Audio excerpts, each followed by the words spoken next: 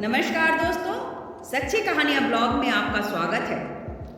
बहुत दिनों बाद आज मैं अपनी दोस्त सीमा के घर जाकर बैठने ही वाली थी कि तभी दूसरे कमरे से उसका भाई सम्यक की आवाज ड्राइंग में सुनते हुए खड़ी हो गई। सीमा, लूना एक बहुत बड़ा सबक देती है हमें जिंदगी में।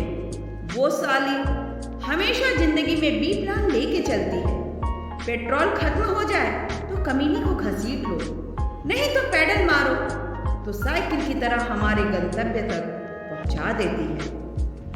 इस गाड़ी ने मेरी जिंदगी को इतना सेफ में रहने की आदत डाल दी कि मेरी जिंदगी ही साली लूना बन के रह गई।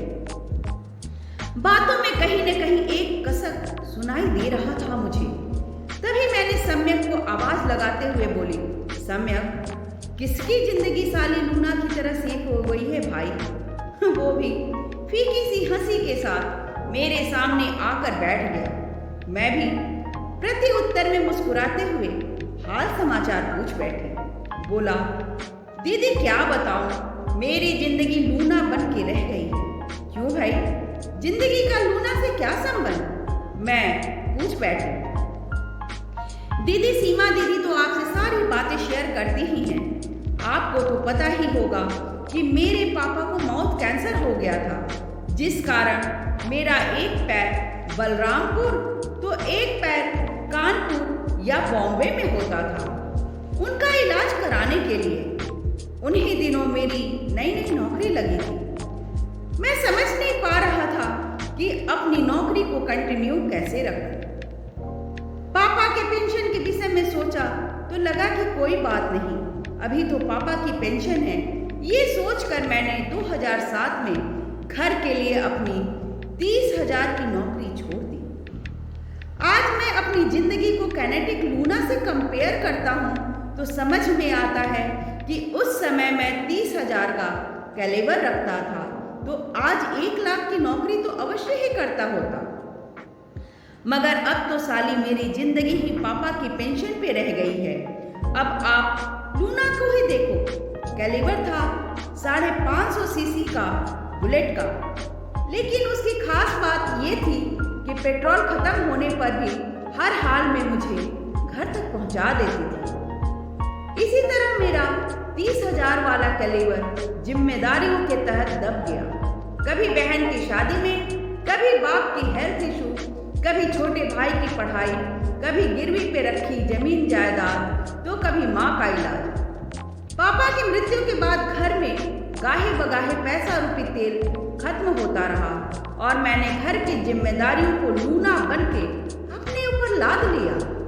घर में परिवर्तित हालात के चलते हमने अपना 30,000 वाली योग्यता कब छोड़ दी समझ में नहीं आया।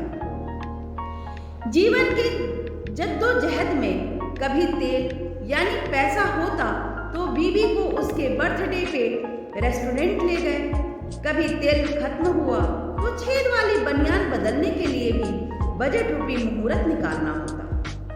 लूना टाइप का समय पूरे आत्मविश्वास के साथ चलता रहा।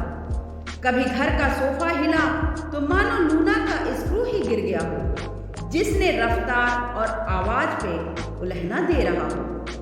पर लूना टाइप के लोग सदैव सुनते रहे, मुस्कुराते रहे, चलते रहे, बीच राह में स्वाभिमान की टंकी को बिना झुकाए अपने पौरुष का पेंडल मारते रहे। हर घर में कोई सम्यक जैसा लूना व्यक्ति होता है, उसकी इज्जत कीजिए।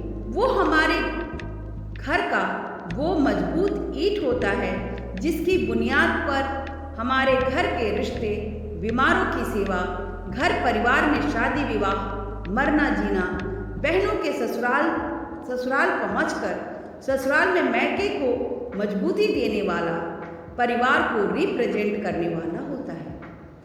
हर घर में एक कोई ना कोई होता है जिस पर हमारे घर की नींव टिकी होती है। असल में मायके में वही हमारे घर को घर बनाता है, वही हमारे मायके आने की उम्मीद होता है। मगर दुख इस बात का है कि वो व्यक्ति हमेशा रिश्तों में उपेक्षित एक तरफ खड़ा होता है। गाइस, इस कहानी को सुनकर अपने आसपास नज़र दौड़ाइएगा, कोई न कोई अवश्य होगा जिस पर आपको ये विश्वास होगा कि ज़रूरत पड़ने पर ये आदमी आपके लिए खड़ा होगा। ऐसे लोगों की इज्जत अवश्य करें, ऐसे लोगों पर ही समाज टिका हुआ है।